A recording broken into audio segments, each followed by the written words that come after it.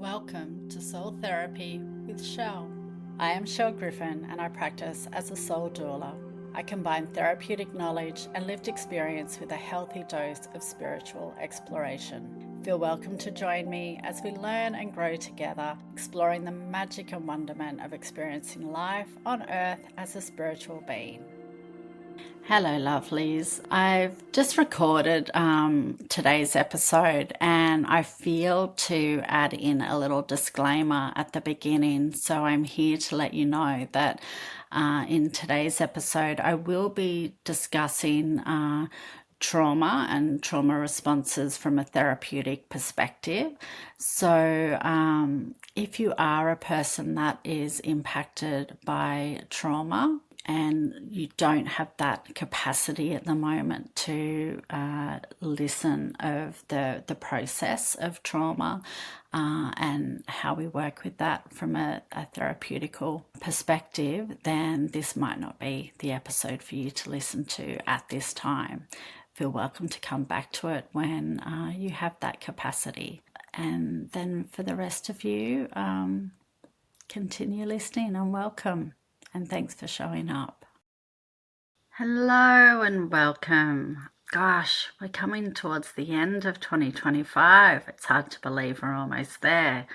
This year has really flown by for me in a lot of aspects, and then in others it's felt like time has stood still. I guess that's life, and we all know time is a human construct. So we can stretch time whenever we want. Maybe that's another episode. For today, we're going to talk about our comfort zone and our growth zone, and what the difference of the two are, and how we can support ourselves in both of those zones. And I'll give you some tips on how best to support yourself and understand and become aware of what zone you are in, and that will really allow for you to really drop in and deepen your awareness of who you are and who you are becoming. So, our comfort zone. We all tend to think of our comfort zone as a really positive place to be in. And it can be, but sometimes it can be a way of suppressing ourselves, of restricting ourselves, keeping a way of holding ourselves back. We stay in our comfort zone because it feels safe. And then with my trauma clients in particular, the comfort zone, we refer to it in Gestalt psychotherapy as the window of tolerance. So it's the zone in which the body is able to regulate, be calm, feel stable. The nervous system is really modulated, and anxiety is not present. It's a really calm and centered way of being, and the body is responding in accordance to that. Our fight, flight, freeze, or foe has not activated. So our spidey senses are alert, but we've done an assessment and there's no danger around in that moment. So we've got those two very different versions of a comfort zone. One really supports us and stabilizes us. Another can really, hold us back and suppress us. And then we come into the growth zone, where, again, we really look at that growth zone as deepening our awareness, becoming conscious of who we are in the world, who we want to become in the world, and how we want to, embrace progression and expansion, create the life we want to live, and co-create that with the universe and with those around us. So in trauma therapy, if we have that window of tolerance that is keeping our body calm and regulated, if we go above the window of tolerance bandwidth, then we're in this amber zone, which is known as hyperarousal. It's a heightened state of being. We're feeling nervous, stressed, activated. Our nervous system is activated in a way that this is like a physiological shift and a psychological shift. And an emotional shift.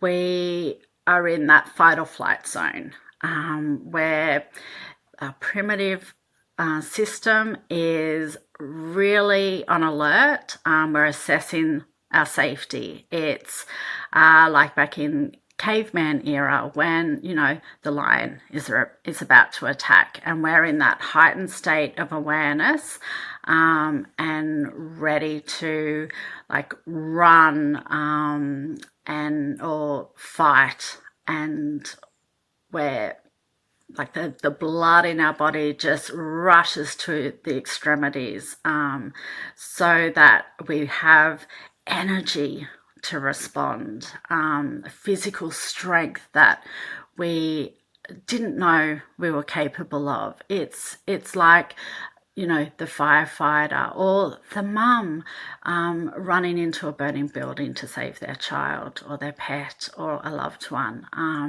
The body just develops this strength that we never thought possible, and it's because that blood and that adrenaline is coursing through our veins and making us wild with a physical response. And it's a really primitive response that our system just responds to that perceived threat. And obviously, in present times, we don't necessarily have the lion coming to attack us. There's other perceived threats. Sometimes they are not necessarily real. In trauma, it can be a flashback or a memory. So we notice that in those times, our body is responding as if the lion is chasing us. This is not where we grow. This is not our growth zone, like I was talking about before. This is a reaction, a response, and it can happen really quick. And it's being aware of how we respond in that moment, of knowing ways to settle us back down into that window of tolerance, into that sense of stability and safety. So when we're in that hyperarousal, when we're in that hyperarousal state, we can notice that we've got a racing heart, we're sweating, those effects of that adrenaline and cortisol being released is speedy thinking and feeling really pumped up, or incredibly anxious, We're not designed to stay in this state for long. And that's something that can be really hard when we go into this state as a trauma response. And that's something I work directly with my clients on, how to identify when we're having a trauma response to when we're in that hyperarousal state, for a real reason, not necessarily a perceived or reactionary reason. There's a big difference. So this can affect our sympathetic nervous system and keep it activated, so that we aren't able to come back into that window of tolerance and calm state. So it can also really be hard when you, because you're not designed to be in that hyperarousal state for very long. It's just that primitive response state. So you will feel really, really tired afterwards, like you could just lay down and go straight to sleep, or really thirsty, and that low, like the emotions and the mental thoughts just really plummet and really go low, because the body has just been like wiped with this big adrenaline and cortisol load, and then it's just like, oh my God, what do I do now? So we then have the hypoarousal state, which is when we drop below our window of tolerance. And that's the red zone that is known as the freeze response. So in caveman times, to speak very simply, that would be when we just freeze, hide. There's a venomous snake coming towards us. We know in present times, stay very, very still. We slow our heart rate down and we completely disassociate, or we pretend to be dead, essentially, in caveman times, so that we can survive. That's how animals would respond. So for humans, we are more likely to feel emotionally, physically disconnected and disassociated, like numb, very fatigued. We run on autopilot, or we feel really shut down. When we fall below this window of tolerance, that's when the overwhelm kicks in, and we just want to check out. We've had enough. We're so fatigued. We just can't. We find we just can't do anything, and therefore withdraw and hibernate. And we just want to go to bed because we can't cope. We just want to hide away. Even the littlest simple pleasures are not arousing us, not getting us excited like they normally would. And that's when like depression can kick in. So noticing those, like the red zone, the amber zone being the below the window of tolerance, and the window of tolerance being the green zone. So that's all related to trauma and how I work with my trauma clients. And so we come into the comfort zone and the growth zone. The comfort zone is, we're plodding along at life, everything's ticking over, and we're reaching that state of we want more. We don't quite know what more is. We know there is more, there could be more. We want more, but we're pretty comfy where we are. So we kind of don't want to change that either. Going into the growth zone is Gestalt terms. We would call it a safe emergency, working directly with the client to take you sort of into that hyperarousal state, but with a strong awareness that you are supported, you are safe. We do that through experiential practices in Gestalt psychotherapy. Spiritually, because I'm here sharing the balance of both and the integration of both. Spiritually, it's about co-creating with the universe, manifesting, bringing in abundance, calling in those big dreams, and really stepping it up. Now, it doesn't have to be this like, oh, I'm packing everything up and I'm moving to the other side of the world. That could be one of them. And that, if you feel called to do that, have at it. I take my hat off to you. I'm envious of you. I would love to do that. Take my family and live on the other side of the world. Move around, experience the world. And then in my comfort zone, there's that reality check of, well, we have mouths to feed. Education is a priority. having a stable home is a priority. So it's yes, go wild with the dreams and bringing in that reality of, okay, well, anything's possible. So co-create and manifest while you're in that comfort zone, and ask the universe to bring you into the growth zone.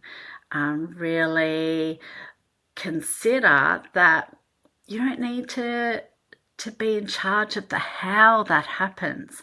You can hand that over to your angelic team, to your spirit guides. That's like, I've had moments where I've just felt so broken and just thought, how is this going to shift? How am I going to feel better? How am I going to get through this? And I would get so caught up in the how that I wouldn't hear the invitation on actually how to do that. I was just stuck in the immobilization of, I don't know how to get on from this. One of my favourite lines out of Elizabeth Gilbert's Eat, Pray, Love was she was on the bathroom floor, like just sobbing and knowing she wanted to leave her marriage and not knowing how. And she just heard this voice saying, get up off the floor, Liz. And then eventually she listened to it. She got up off the floor. She went back to bed. And then things started shifting for her. And before she knew it, she was in Italy eating pasta and starting a year-long journey and writing a book about it. And look where that book has gotten her today. Quite amazing, isn't it? I remember like sitting at home in lockdown and just going, I just wish we lived on our little piece of paradise in the hinterland. We could just pop to the beach when we want. And you know, almost 3 years later, and here I am. I'm looking out to the trees and the mountains and the clouds floating by in the sky. I can hear all the insects doing their morning chorus, and I've been able to watch the sunrise, and I'm sitting here at my desk doing something I really love that I have yearned to do for many years as well. And I didn't know how that was going to happen. I handed that over, and the universe kept giving me guidance of the next step. Just focus on that next step. That's our growth zone. That's leaning in and trusting. And as we notice the challenge coming up and reframing that as that's an opportunity to grow, to release another layer of the old programming, to embrace being a human, because human being, we're not human doings. That gets banged around so much, but it's true. We are not human doings. We're not here to do. We're here to just be, to experience being human. So however that lights you up, go forth, journal, meditate, just create the world that you're dreaming of. And we'll go into more episodes next year on how to create the life you love. You can work with me directly, and I will support you to create the life you love. But first, we need to really understand the life we're in and the person we are being, and identify what we're really grateful for about ourselves, being kind to ourselves, and what we can shed and let go, so that we can raise our consciousness, raise our vibration, deepen our awareness of self, and really lean in to experiencing this life that we've been given with an open heart and deep, deep gratitude. So I hope today's episode has given you some insight into our trauma response and how our body physically reacts when in trauma response, through those windows of tolerance and the red amber and green zone. And then from that spiritual aspect, how we can pull ourselves out of the comfort zone that we get stuck in. And there's lots of information out there. Like, we're in our comfort zone, we go through the fear zone, and that can be really frightening. So we come back into the comfort zone, and then we go through the fear zone, and that time we push through a bit and we go into the learning zone, and we try something new, and then we go deep into the growth zone, and we break free and expand, and we're a new form of ourselves. I remember sitting in my lecture when I was doing my Masters of Gestalt Therapy, and I'm sitting there, and up on the, God, it was pretty early on, up on the whiteboard was all these different zones, and we were being reminded that we were students. And because I was sitting there going, how am I going to graduate in 4 years and be a psychotherapist? How am I going to be able to do this? And that reminder from our lecturers that we're there to be students. We were there to be learning. We were in our learning zone. Once we understood the learning and put that into practice, then we were in our growth zone. And once I had permission to be a student, because I was going in as like an adult who was accomplished in a few different careers. Like I was a competent doula, I was an IT consultant, managing other people and small teams and all these other roles that, over time I had accomplished. And I stepped in, and I was like I was at the beginning of high school again. I knew nothing. I didn't even know what I didn't know. And so all I had to do was be a student. I didn't have to be like an expert IT consultant and mastering Gestalt therapy. I was a Gestalt therapy student. I was there to learn and practice. So I was then able to go through that fear zone of trying something new, coming into a really deep learning. So dealing with challenges and problems, and extending my comfort zone, stretching myself, acquiring new skills. And then in that growth zone, I was able to find my purpose, live my dreams, set new goals, and realize my aspirations.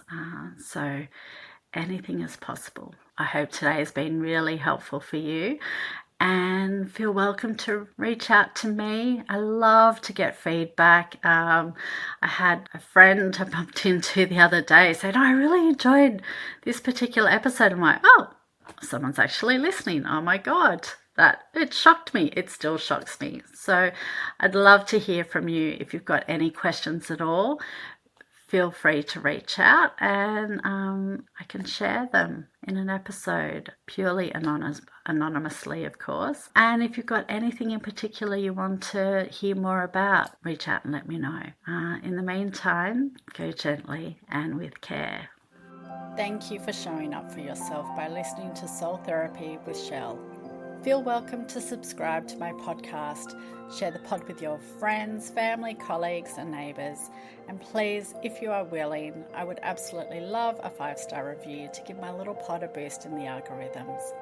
For further detail on how to work with me, please visit my website www.chellegriffin.com or find me on the socials. I hope you'll join me on my next episode. Till then, go gently and intentionally. With care, Chelle.